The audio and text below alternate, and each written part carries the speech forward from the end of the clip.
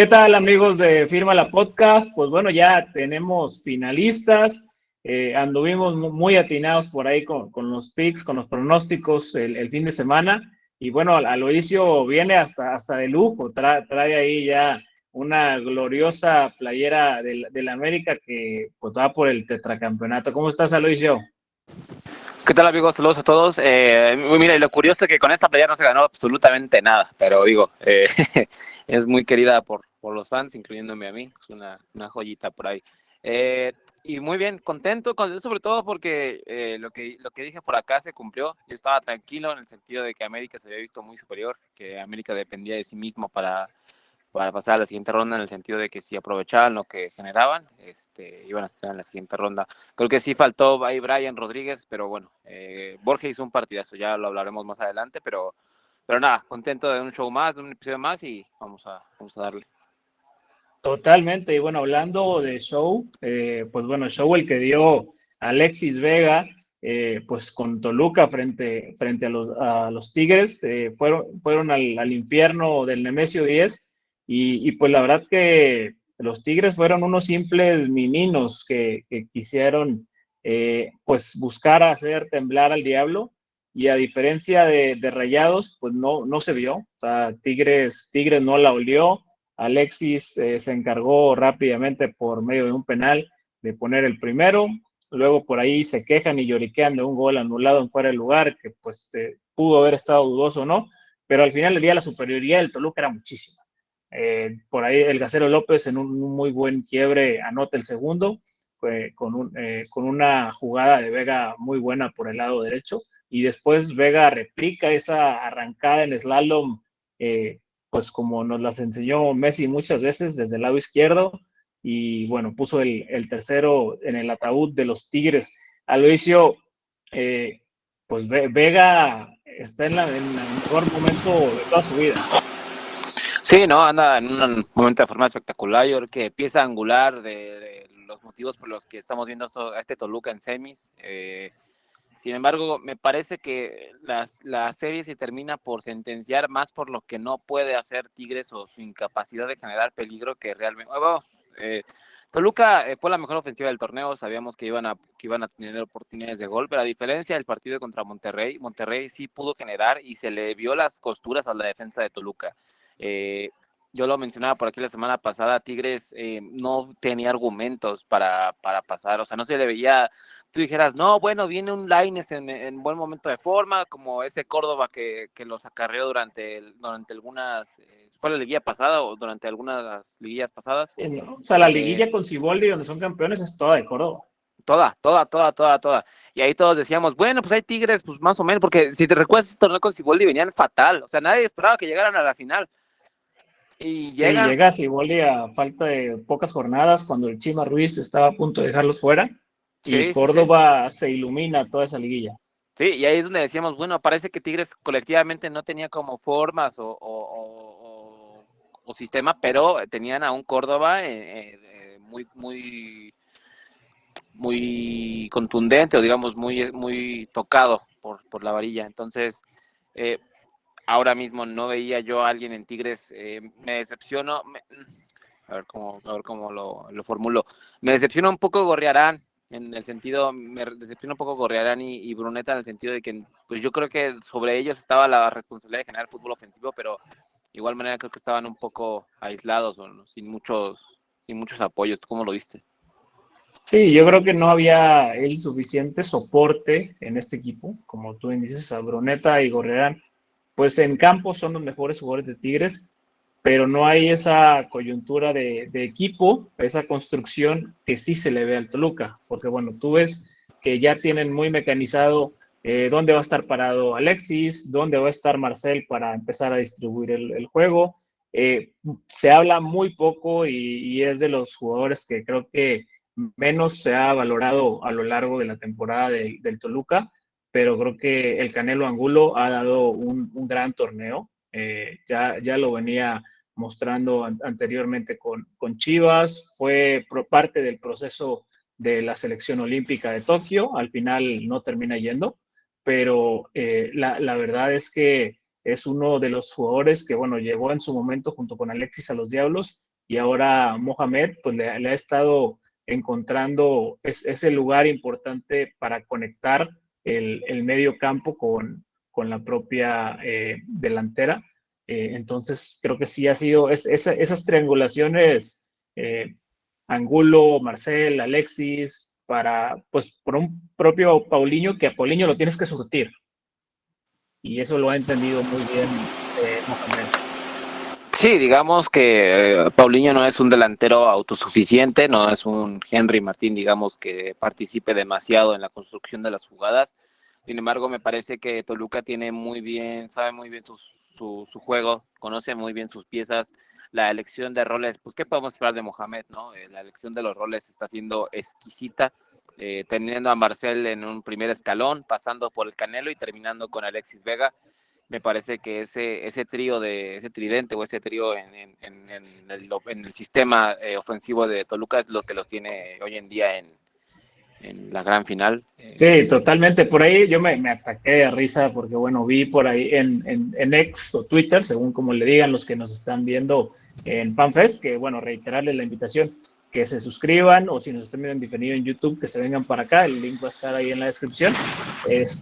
Que, bueno, cuando Chivas tenía en su plantel a Alexis Vega, al Canelo Angulo y a varios de estos jugadores, cuando sonaba a Marcel Ruiz para llegar, alguien sugirió la llegada de Antonio Mohamed y uno de estos superanalistas, como les dicen, o técnicos de sofá, decían que era el peor error que podía cometer el Guadalajara, contratar un entrenador como Antonio Mohamed. Imagínate. Bueno, ya se ha comprobado que Chivas puede cometer peores errores que ese. Yo creo que han tenido varios tropiezos más importantes que, digamos, la contratación de un técnico tan experimentado y, digamos, no es que digas un técnico que lleva estacionado en la Liga MX varios años y que ha pasado de equipo en equipo, no, es un entrenador que ya ha ganado campeonatos y que los ha ganado en varias circunstancias, entonces me parece un rol y lo vamos a recordar dentro de algunos años como uno de los mejores que pasó por el fútbol mexicano. Sí, totalmente. Y a quien no sé si vayamos a recordar, al menos en su etapa como entrenador, es a Guido Pizarro, porque bueno, a la gente en Monterrey está muy molesta, no les gustó nada de lo que vieron. Acá pues tengo la oportunidad de compartir pues palabra con varios aficionados de los propios Tigres que pues no son tan fanáticos, sino más bien son aficionados que lo ven más fríamente y analíticamente todo y están preocupados porque están conscientes que Guido llegó por una decisión meramente tribunera, que no había argumento deportivo para sacar a Belko Paunovic y que fue una decisión para darle gusto al plantel y a la afición que no se sentía identificada con él. ¿Y qué pasa? Que pues ahora con esta exhibida que le dieron a Guido, tampoco lo van a correr porque no lo quieren quemar. Entonces, acá se habla que cuando menos un año más se van a chutar a Guido Pizarro y eso no te tiene muy intranquila a la afición de Tigres.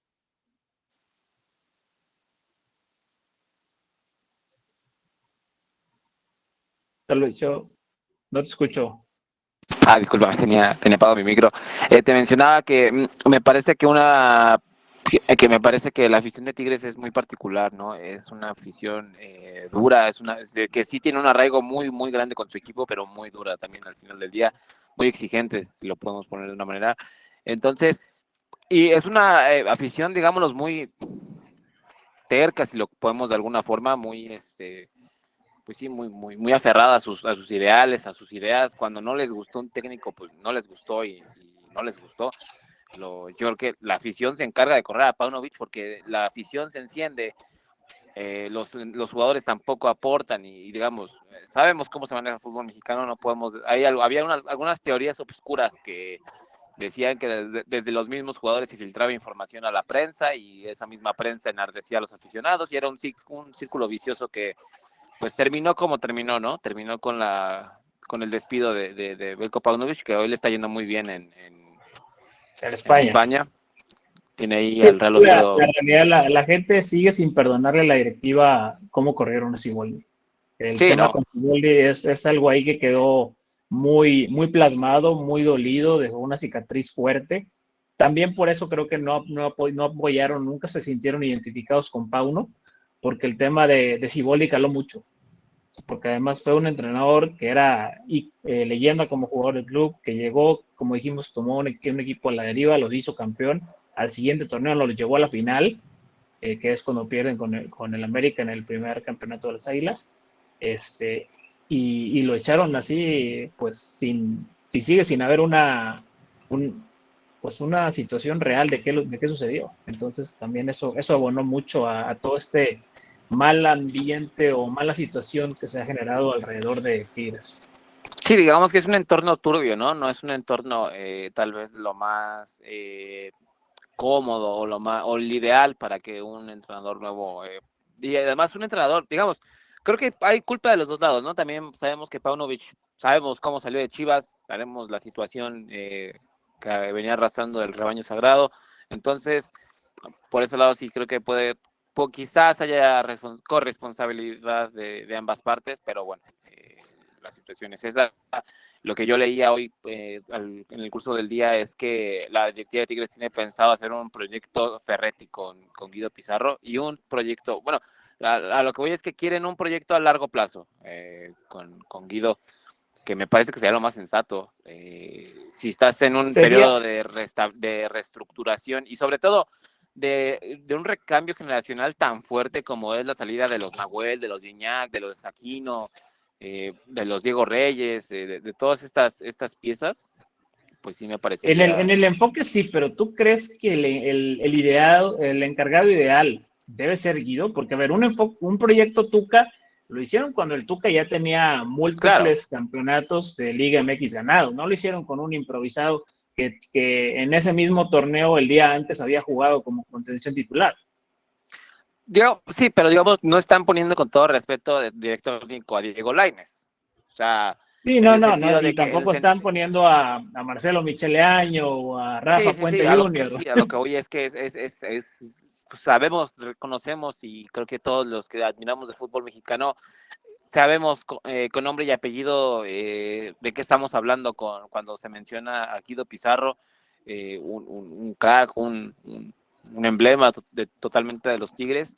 Por ese lado es donde yo creo que, pues, ¿con quién te arriesgas ahora, Tigres? ¿Con quién se podría arriesgar? ¿Con un entrenador que les va a venir a pedir las perlas de la Virgen porque saben que tienen mucho dinero? ¿Con un entrenador que les va a venir a pedir grandes fichajes? Yo creo que si con un entrenador te la puedes llevar relax, porque finalmente ahora mismo Guido es el que estaría en deuda De con la directiva de acuerdo. Tigres porque le está dando la oportunidad. Entonces, Guido no va a tener los argumentos para venir y decir, oye, necesito que me traigas a Griezmann, necesito que me traigas a Varane, necesito que me traigas ¿sabes? Y la directiva va a decir, Sí, bueno, te damos estas opciones, ahí está el presupuesto, y si quieres. Entonces, creo que ahí me parece que están en el momento ideal ambas partes para poder establecer los cimientos de un proyecto interesante. Ya también, como tú dices, no es que le vayan a dar 5 años de contrato, me parece que un aproximado de 24 o 36 meses podría ser lógico pensar que estaremos viendo si hay un progreso o si no hay un progreso en el proyecto. Lo que leí también es que la directiva también se está preparando para en caso de cambiar de entrenador, en el caso de que tengan que cambiar de entrenador. Pero bueno, yo, si me lo preguntas a mí, me parece que Guido es el ideal, no porque sea el mejor, no porque vaya a cambiar la historia de Tigres o porque vaya a repetir la época dorada del Tuca Ferretti, sino porque me parece que el timing de ambas partes puede ser sí, puede ser propicio para una transición, como tú sí, lo claro. mencionas. Sí, eso sí puede ser interesante que se vaya estableciendo más ya esta nueva generación Tigre, porque sí, bueno, fuera de Nahuel, que es de los que quedan, que sigue rindiendo, los demás sí quedaron mucho a deber. Y bueno, de hablar de quedar a deber, pues bueno, creo que como lo dije en el episodio del viernes, Cruz Azul iba a caer de manera cruel. De alguna forma se las iban a ingeniar con un golecito ahí medio tardío.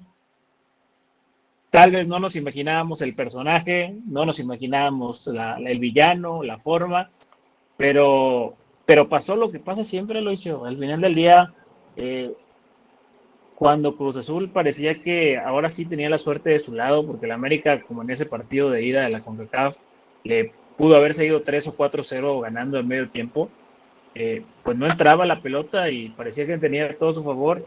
Meten un gol y también muy similar a lo que pasó en la semifinal del torneo anterior, donde cada que Cruz Azul metía gol el América, pues no se acomodaban y el América podía reaccionar y anotarles uno. Pues aquí viene esto, 5 minutos después del gol de Farabelli viene este error pues de kinder, de primaria, de Kevin Mier, con el penal que le tumba toda la moral a Cruz Azul.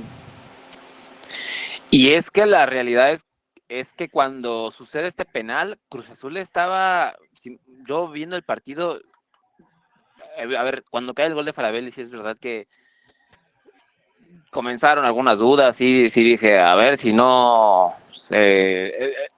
el chiquito Sánchez tuvo una en el área chica, o sea, yo creo que le salvaron la carrera a Eric Sánchez, porque si el América hubiera quedado eliminado, la afición no lo hubiera perdonado esa jugada. Era un medio gol lo que tenía en sus pies. Entonces, digamos que ante todas esas oportunidades falladas, yo estaba muy tranquilo porque dije, a ver, la América está generando un volumen importantísimo de jugadas de peligro, no aproximaciones, no centros, no posesión, no, jugadas de peligro. Un gol que se pierde Eric Sánchez en el área, una tajada, dos atajadas impresionantes de Kevin Mier, un cabezazo de Henry Martín, las dos contra Henry Martín, si no estoy mal, si no estoy mal recuerdo, una que sí es un tiro que va al poste del portero. Sí, Entonces, y luego la que pega en el poste y la línea, y luego al poste otra vez, todo, o sea, parecía que los dioses del fútbol por fin le iban a dar una Cruz Azul. sí, y ahora vamos a ser claros, ¿no? En la semifinal de Conca Champions me parece que no estuvo Henry Martín. Sí, no estuvieron ni él ni Aguirre, si no me equivoco, los no dos. estuvieron ellos dos. Y Henry Martín gana entre 4 defensas de Cruz Azul, un tiro de esquina que es el que... Bueno, la realidad es que viendo la jugada me parece que es el que termina peinando, el que termina rozando el balón es uno de Cruz Azul, ahí es como... está raro el rebote. Sí, y ahí le exhiben mucho la falta de colmillo defensivo de Eric Lira, que se queda colgadísimo y deja que Cristian Borja entra como Juan por su casa. Y una pena, porque Eric Lira está teniendo un torneazazazazazazo. O sea, de verdad, Eric Lira estaba para meterse entre el top 5 de mejores jugadores del campeonato. Sin embargo, pues bueno, tiene este tipo de deficiencias que ahora también es importante hablar de Kevin Mier en esa jugada. Se amarra en la salida, intenta salir por el balón, ¿Sí? se amarra y cuando trata de regresar ya el balón estaba en la cabeza de Borja y pues ya no. La verdad también es un muy Sí, buen cabezazo de porque Borja. hay por ahí una secuencia del video en el centro, como lo mencionas, donde si Kevin Mier da 2 pasos hacia adelante, la saca de puños. Claro, claro. Y Mier no es un portero. Te, te voy a ver sonreír con esta comparación. No es un portero que le damos fallas en las salidas como a Malagón. Que en el partido de ida, el gol de Cruz Azul se produce con un resbalón de Malagón que tiene que terminar sacando Israel Reyes en extremis al tiro de esquina y es donde se genera el gol de Nacho Rivero. Pero ya lo hemos comentado aquí, si ustedes nos siguen regularmente aquí en Firma la Podcast, ya les hemos advertido de los errores de Kevin Mier. No es la primera vez que lo mencionamos, no es la primera vez que se los decimos. Kevin Mier es un portero que me parece que juega sobrado. Muy sobrado. Y a Muy ver, sobrado. este error del penal es una jugada que él tenía la oportunidad de dejarla salir y era saque de meta. Te Tenía puedo la decir 10 cosas que oportunidad. pudo haber Sí, hecho. La pudo haber dejado salir, la pudo haber reventado, se pudo haber aventado, la pudo haber sacado con puños, la pudo haber sacado con la cabeza, se pudo haber quedado amarrado en la portería. O sea, hizo lo único que pudo haberle regalado una oportunidad a la América, lo hizo. me das de cuenta que pusieron a Doctor Strange, 9,000 Sí, millones sí, de sí, sí. escenarios y Exacto. uno. Lo único que se pudo haber, que podía haber hecho para regalar una oportunidad a la América, lo hizo. Y sí me parece que yo creo que obviamente no quiero yo hacer juicios de valor, ni mucho menos, pero parece que este error puede ser un rompeaguas, un antes y un después en la carrera de Kevin Mier. Si Kevin Mier se quiere consolidar como un arquero de élite, tiene que Es que, a ver, solucionar estos errores. hay porteros de partidos grandes y hay porteros que no lo son. O sea, tú tienes a Nahuel Guzmán atajando 3 penales en una final o sacándole todo al León de Ángel Mena y de Sambuesa en una final. Y pues aquí Kevin Mier, cuando más lo necesitaba Cruz Azul, pues le tocó hacer el error. La temporada anterior, cuando más lo necesitaba Cruz Azul, se come un gol de media cancha. Pero a ver, no Entonces, podemos olvidar que Mier sacó 2 goles de la línea prácticamente en el primer tiempo. A lo que voy es que me parece que estos errores de Mier los tienen que solucionar ya. O sea, es urgente que se aterrice y juegue con un poquito más de humildad, porque es un extraordinario portero. O sea, es un extraordinario arquero que es parte del éxito de este gran Cruz Azul. Sin embargo, ese extra de soberbia, ese extra de sobreconfianza, digamos, es lo que le ha hecho el error en la semifinal pasada, en el que sale y le meten un golazo de tiro de media cancha. Pero a ver, no es que estos errores sucedan solamente en semifinales o en liguilla, no. Lo decíamos cada aquí en Fírmala, partido. es cada partido 1 o 2 de estas jugadas que ay, ay Mier, y los comentas, ay, jaja, otro error de Mier, ni modo. Sí, pero a lo que voy es, o sea, a Nahuel le criticamos y hasta ya le pusimos nombre a sus errores, a las nahueleadas, pero cuando es la hora del clutch, cuando es la Claro, hora de los claro, partidos claro. importantes, no las comete. No, se les No dice las en inglés comete y es ruthless, ¿no? diferencial. Sí. O sea, Nahuel en ese momento y hasta cuando tiene que ir a meter gol, va y lo termina metiendo o poniendo un pase de gol. Entonces, pues hay jugadores que están hechos para escenarios grandes y otros que pues algo pasa que no. ¿Y qué te da eso? La experiencia. Yo creo Sí, que los años, totalmente. entonces por eso es a lo que yo digo que sí, me parece que si algo puede sacar, hablando estrictamente de Kevin Miller de estas 2 eliminatorias, es que puede que tenga que jugar con un poquito más de humildad, porque a ver, no comete el penal Mier, y quién sabe si América hubiera empatado, veo, quién sabe si al América le hubiera dado No, yo tiempo. lo comentaba fuera del aire. Si Mier no hace el penal, Cruz Azul gana el partido 1-0. No O creo, sea, no creo, porque el América está generando un volumen muy, muy grande de jugadas, muy, pero muy si te grande. O fijas, sea, en el segundo tiempo, sí, antes de ese sí. penal, estaba muy trabado el partido. Arranca O mejor Cruz sea, Azul el partido, lo traba sí, más. sí. Entonces, si por ahí ya Cruz Azul anotando ese gol se logra parar bien, volver a hacer el partido lento, no veo tan claro que el América hubiera tenido ese envión anímico, porque la final, la realidad es que el penal significó eso, el impulso de esto ya es nuestro. O sea, ya cuando el Sí, América mete el gol, aquí ya calificamos. sí, yo estaba viendo el juego con la familia y yo les decía, calma, es nada más que caiga el primero, es que es cuestión de que caiga el primero y van a querer más, porque yo lo dije aquí en Fírmala, era un partido o era una serie calcada a la de Conca Champions contra Chivas. Un primer partido en el que se comete un error muy trabado y cae un gol de forma, digamos, fortuita o digamos en una jugada aislada. Y en el segundo tiempo, un repaso contundente del América, que en el partido de ida contabas con Diego Valdés, contabas con Henry Martín, contabas con Brian Rodríguez. El partido termina 4-1. En este partido no cuentas con Brian, Diego Valdés empezó en la banca, cuentas únicamente con Henry Martín, pero digamos, tranquilamente los que vimos el partido sabemos que el primer tiempo se puede haber ido 3-0. Sí, Tranquilamente. totalmente. 3-4-0. Entonces, yo creo que el volumen de las jugadas de la América había sido y fue durante todo el partido muy importante. A mí me parece que sin el error de Mier, si hubiera caído un gol, habría que ver cuánto tiempo le hubiera quedado a la América para hacer el segundo, pero de igual forma sí me parece que el error es un antes y un después en el juego, tanto para Cruz Azul como para América en la cuestión anímica. Sí, cambia todo, la verdad. Y bueno, hablando de cambios, pues ya esta derrota, por increíble que suene que el propio Vicente Sánchez tenga 2 derrotas como en 25 partidos dirigidos a Cruz Azul, pues ya hay reportes que aunque gane el título de CONCACAF, no va a seguir. Y se me haría algo muy Cruz Azul de su parte esa decisión, porque a ver, si vemos esto como en su momento lo tuvo el América cuando Álvaro Fidalgo comete esa roja contra Chivas, vamos a vender a Fidalgo, no sirvió, no sé qué. Y en lugar de darle confianza y continuidad a un jugador, un proyecto, aquí en este caso un entrenador que agarró la papa caliente que pues nadie quería después de esa vara tan alta que dejó Anselmi, hizo lo que hizo en su primera experiencia como profesional, pues creo que el más indicado para dar una continuidad sería él, porque se lo ganó. O sea, se lo ganó a base de resultados, a pesar de caer contra el América. Si pierde contra Vancouver y es la risa de de todo el área, ok, ahí te la valgo. Nos deshacemos de Vicente.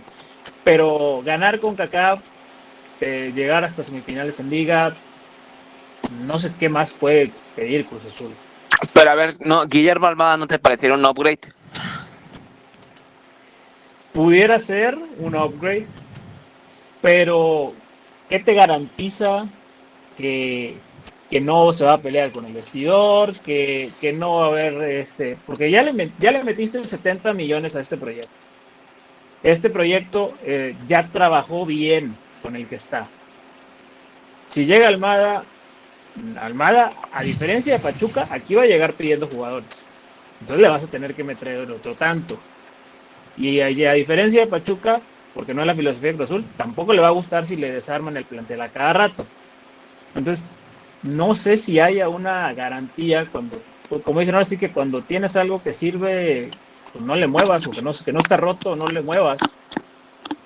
Sí, bueno, estoy de acuerdo contigo que me parece que los resultados de Vicente poco los vimos venir. La verdad es que creo que me parece, si no estoy mal en el dato, Vicente Sánchez se quedó a un gol de igualar la racha de Luis Fernando Tena, que culmina con un campeonato de Cruz Azul allá a finales del siglo pasado.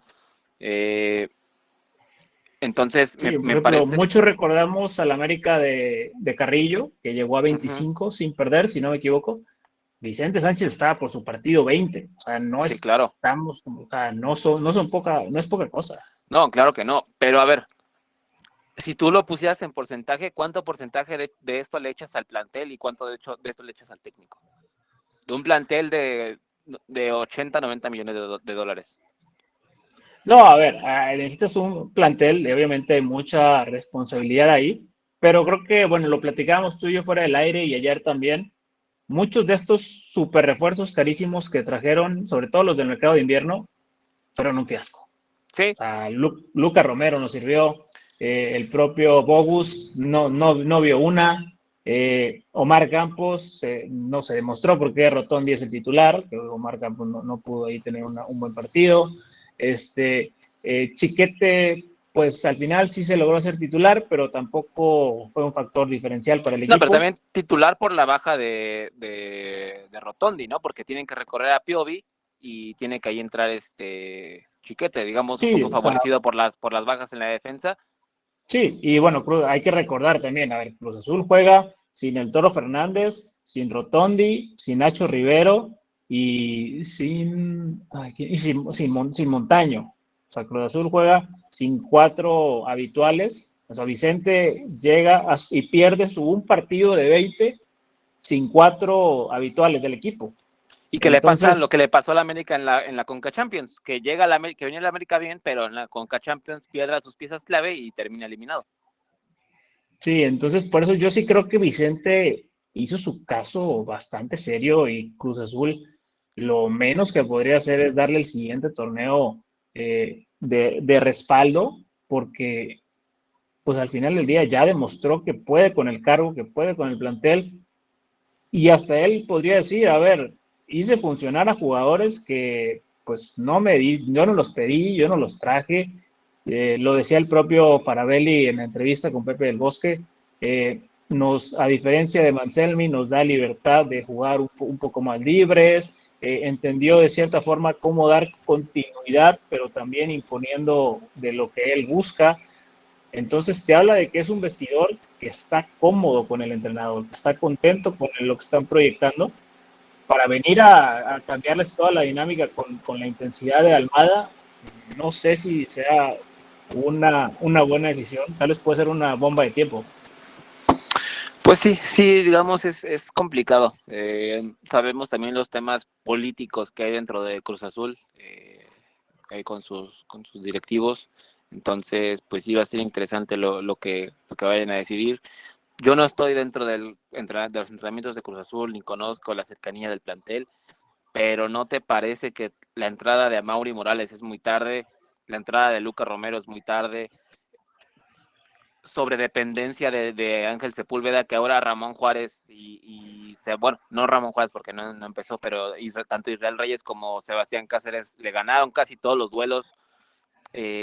No sé, a mí sí me Pero a genera. ver, o sea, yo entiendo que, bueno, por experiencia lo que plantea el América, pues es precisamente eso, ganó los duelos importantes porque, bueno, André Jardín tiene una experiencia, un colmillo mucho más grande, los partidos anteriores los había jugado con línea de 5, ahora juega con línea de 4, cambia un poco a lo mejor lo que esperaba Vicente,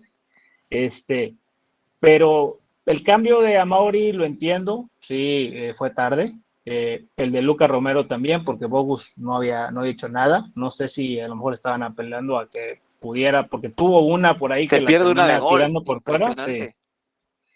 Este, pero bueno, no sé hasta qué punto el masazo emocional también haya golpeado a los de la propia banca. ¿No, Yo creo que no sé. no te parece raro que ahora Cruz Azul esté buscando otro mediapunta? Están buscando Pues bueno, es que al chavo de la eh, MLS, que se me fue ahorita el nombre. Ay, sí, uy, Orellano. sí, a ese. Eh, Pero el tema es que Andrés Montaño no va a jugar todo el siguiente torneo. pues sí. O Sí, sea, y parece un hecho que Giacomakis va a salir de nuevo y Giacomakis se va a A ir. Estados Unidos. Entonces, pues sí, digamos que es un plantel de 90 millones de dólares que le puedes mejorar todavía algunas cosas. Es que Me ese es parece. el problema. A diferencia del América, Cruz Azul ayer se vio como un plantel corto. Y, Sí, y tienes un plantel de 90 millones de dólares que se vio corto, lo cual indica que tu director deportivo, o sea, Iván Alonso, hay que decirlo como las letras que se merece, fue el que hizo una mala gestión, una mala planeación de plantel. Eso no es culpa de Vicente Sánchez. no, y a mí me parece increíble que terminas dependiendo de Ángel Sepúlveda, teniendo a dos delanteros de, ¿qué te gusta? ¿6 millones, 8 millones de dólares cada uno? Sí, bueno, pues fueron 10 del Toro y 10 Sí, de Giacomakis. Ponle tú que digamos que eso les costaron, digamos que pagaron sobreprecio y lo que quieras, pero en costo mercado ya, actual, 8, 6 sí, millones cada uno. Eh, sí, el Toro sí, Giacomakis, pues bueno, pues la MLS a lo mejor sobrepaga también. pero Sí. digamos que los tienes en la banca y que no los has hecho funcionar o no están funcionando por cualquier otro motivo, pero tener dos delanteros sentados en la banca sin que realmente te aporten algo, pues como tú dices, a mí me parece que es un error de la planeación del armado del plantel. No tener un recambio directo de Nacho o no tener un recambio directo también por el otro lado de Rotondi, porque Jorge Sánchez, pues tú lo decías, ¿no? Metió una gran asistencia para el centro de Farabelli, pero igual corto en los duelos contra Cristian Borja, que dio un partidazo también. Creo que el mejor partido que los que muchos aficionados de la América le hemos visto con la playera azul A crema. ver, en todo el torneo lleva 2 goles y el de ayer fue el segundo. Sí, pero digamos, es un lateral, es un Sí, es un carrilero lateral con llegada. que se había quedado corto, que incluso Cristian Calderón le había ganado el puesto en algunos momentos, Jardín había tenido ya dudas con él. Entonces, me parece que con esta liguilla y con este gran rendimiento, porque no es del partido de ayer, desde los cuartos de final, puede que ya se haya ganado su continuidad. Me parecería que por ahí puede darse la salida de Cristian Calderón y ojalá, a mí me encantaría que llamaran de regreso a Rashford King, anda por allá en Juárez, pero tuvo un gran torneo. Me encantaría verlo en el Plantilla del América, un joven canterano que le daría profundidad al plantel, sería una opción por ahí de ese costado, pero sí, importante como la América el regreso de Henry Martín, cómo cambia este equipo, ¿no? Cómo cambia el sistema, qué importante es para el sistema de André Jardín. Sí, pues permite mucho la retención de balón, como por incorporación por las bandas, o sea, sí te da mucho. Y no solo Henry, también el Búfalo. A ver, el Búfalo, pues al final del día no da una por perdida. El Búfalo fue ahí a incomodar a Kemier, pues por lo mejor esa misma sobradez que tiene, pues alguien más no va, la da por perdida y no va y lo Sí, presiona. claro. Sí, sí, sí. Entonces, sí. Estuvo ahí porque no dejó de correr, estuvo ahí, aprovechó el error. Y porque como tú dices, la deja ir y a Miller se le va el balón y da unos 2 pasos y la agarra, pero no, estaba ahí y afortunadamente tuvo la visión o tuvo el instinto de dar esa patada para tratar de tirar a gol, que al final Mier es la que termina, con lo que termina haciendo contacto y se da el penal. Pero sí, me parece que con la final de la Conca Champions y este play-in de la América para el Mundial de Clubes tendremos más oportunidades de hablar de estos dos equipos, que sin duda me parece que tendrán cambios en sus plantillas para el próximo Y que se pueden campeonato. volver a enfrentar. Sí. Porque ya se hizo oficial los escenarios del campeón de campeones y en caso de que el América sea el campeón contra Toluca, va a jugar el campeón de campeones contra Cruz Azul por ser el equipo con más puntos de la temporada. Una copa Un ahí trofeo de Sí, chocolate, no. pero que, a ver, si el América le vuelve a ganar a Cruz Azul, se la van a volver a cantar. Sí, Vamos a hacer. y si Cruz Azul lo gana, no van a salvar su temporada, así como creían que habían salvado su temporada cuando eliminaron a la América de la Conca Champions. Sí, Pero al lo peor que le final, puede pasar a Cruz Azul, y por ahí lo mencionamos aquí, fue volverse a encontrar con América. sí, totalmente. Creo que sí, el peor rival quizá que pudieron haber pensado, igual y contra Toluca no hubieran tenido la misma suerte, pero va a ser una final muy buena. Ya lo podemos platicar por aquí en siguientes episodios de Fírmala. Se viene un duelo muy interesante en los banquillos, en el campo, en las porterías, sobre todo. Entonces, pues nada. Sí, va a estar muy bueno. Estén aquí al pendiente de Fírmala. Suscríbanse, estén ahí siguiendo comentando, poniendo en el timeline, en el chat de discusión de FanFest. Y bueno, gracias a todos. Gracias, Luisio. Gracias, amigo. Un gustazo estar por acá en un episodio más de Fírmala. Suscríbanse, por favor, al canal de YouTube. Dense de alta aquí en FanFest. Les prometemos que va a valer la pena si interactúan más por acá. Les podemos traer varios regalos, varias sorpresas y sobre todo armar una comunidad para estar aquí charlando sobre las novedades del fútbol mexicano, pero sobre todo también para hacer comunidad. Fírmala. Chao, gente.